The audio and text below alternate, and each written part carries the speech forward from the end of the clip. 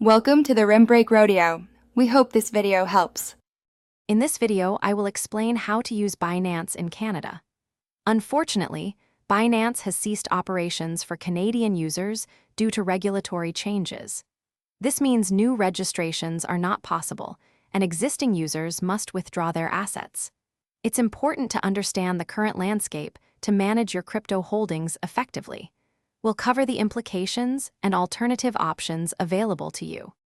For existing Binance users in Canada, the primary action is to withdraw all your cryptocurrency and fiat funds.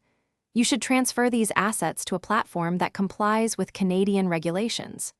It's crucial to act promptly, as account access may become limited or restricted over time.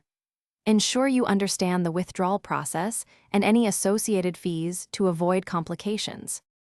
Since Binance is no longer available, it's time to explore regulated Canadian crypto exchanges. Many platforms offer similar services, allowing you to buy, sell, and trade digital assets. When choosing an alternative, prioritize platforms with strong security features and a good reputation. Compare their fees, available cryptocurrencies, and user interface to find the best fit for your investment needs. Staying informed about the evolving Canadian crypto regulations is essential for all investors. The regulatory landscape can change, potentially opening new opportunities or imposing further restrictions. Always prioritize your security by using two-factor authentication and strong, unique passwords on any platform.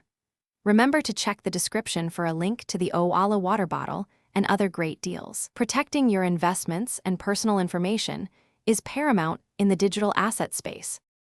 Thanks for watching. Consider subscribing if we helped you.